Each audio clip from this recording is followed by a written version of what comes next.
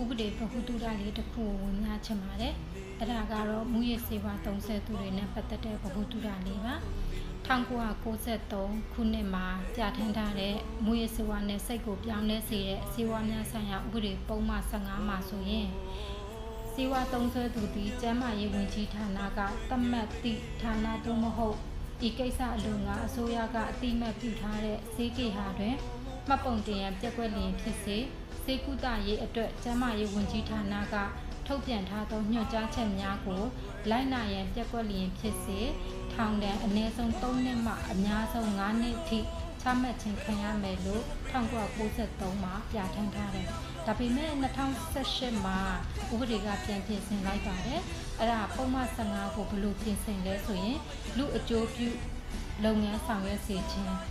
ပုံမှန်15အရာပြင်ဆင်ချက်ပေါ့နော်စေဝါ30သူသည်ပုံမှန်ကိုပုံမှန်ခွဲစလင်အရာဤကိစ္စအလို့ငါဖွင့်လှစ်ထားသောပြုစုပြိုးထောင်ရေးစခန်းသို့မဟုတ်ပြန်လည်ထူထောင်ရေးစခန်းသို့ပို့အပ်ထားသည့်ကာလအတွင်းသက်ဆိုင်ရာပြုစုပြိုးထောင်ရေးစခန်းသို့မဟုတ်ပြန်လည်ထူထောင်ရေးစခန်းကထုတ်ပြန်ထားသောညွှန်ကြားချက်နှင့်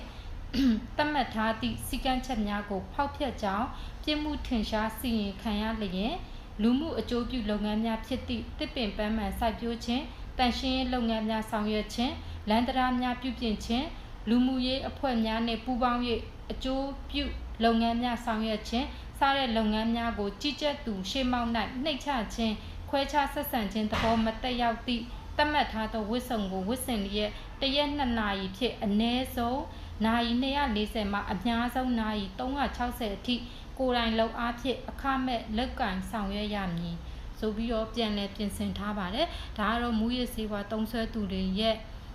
ပြစ်ဒဏ်နဲ့ပြစ်မှုဖြစ်ပါတယ်အရင်ကတော့ပြစ်ဒဏ်3နှစ်ကနေ9နှစ်အခုကတော့လူမှုအကျိုးပြုလုပ်ငန်းတွေမှာဆောင်ရွက်ဖို့အတွက်အစိုးရကဥပဒေပြန်ပြီးတော့ပြဋ္ဌာန်းထားပါတယ်2012မှာကျေးဇူးတင်ပါတယ်ရှင်